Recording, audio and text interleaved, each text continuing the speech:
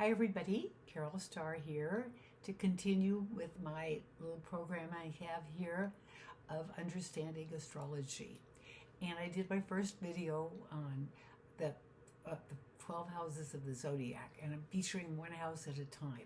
So I started at the first house, but realized I have a lot more to share with you. And I want to cover these completely because I know you guys ask about this all the time. What does it mean when this is in your house, or what does it mean with that? Now, I can't cover all the aspects and details. We'll get to that sometime, though. So I'm going to start with, what if the sun is in your first house? Well, you have a strong sense of identity, and you express yourself well, and you also have a lot of confidence, and you like to be noticed, too. So let's say that moon is in the first house. Oh, your emotions and your intuition are really strong, okay? I think that you are highly sensitive to the environment around you, but also you can be very nurturing and empathetic. Now, also we talk about if Mercury is in your first house. Well, you love to communicate, you love to share, you love to talk, you love to be heard, because you love people to really appreciate what you can do. And you're so good at expressing yourself too. So when Mercury's in there, that's a good thing. And then we have Venus in your first house. Wow, you are attractive and charming and lovely, of course. And you may have a strong sense of aesthetics. You like to look beautiful. You like nice things. And you guys like the hair, the clothes. It's the whole shebang there. Venus is very powerful there.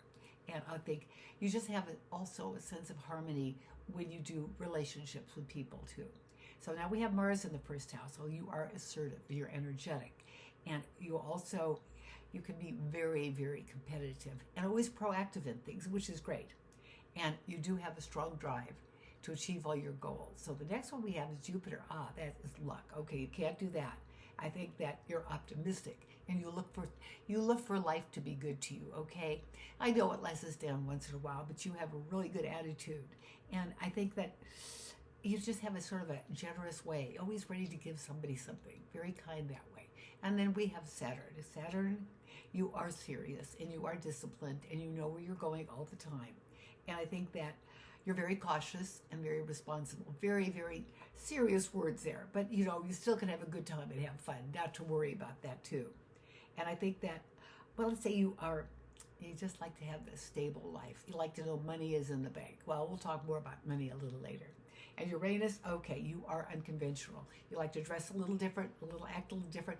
And you like people who are a little different too. So that's always a good thing too. When you look to have friends that have different personalities and kind of, just really enjoy having a good time. So, and the Neptune in the first house, okay. Well, you're very intuitive, maybe even psychic, okay, that Neptune. And you always are aware of yourself and aware of people around you. You have that Neptunian kind of look about you too. And also that you're really very sensitive too. So that's good. Now we're going to talk about the placements. Oops, I forgot Pluto. Okay, so sorry, because Pluto is so in a sign so long, sometimes I forget. So you are very intense, and transformation can come during your life, which kind of happens with all of us, but especially you have a very powerful presence about you. People know you're in the room. There's no doubt about that. Boy, I can stop that one off a mile. So I'm going to talk a little bit now about the placements. I love the placements on the Zodiac. We have the vertex, and that's a placement on the solar system. It is that you just kind of feel like that you meet people that you've known before, and you just have situations that can be really, significant in making turning points in your life. When it's in your first house, it is a powerful placement. And the North Node, okay, this is about your lifetime this time and your past lifetime. This brings what lessons are we learning in this lifetime? And this, whatever area, whatever house it's in, tells me that this is learning about yourself, to be more assertive or to be less assertive, or to change the way you do things. And also, it's kind of like your growth and your development in this lifetime. And that North Node is very determining in that factor, okay? And the Black Lilith of the Moon, wow, this is often your rawest emotions here. And it's like you just have primal instincts. You kind of know things, and you have a lot of desires and things that you want to happen, and you don't often talk about them, but you see that they happen in your life too.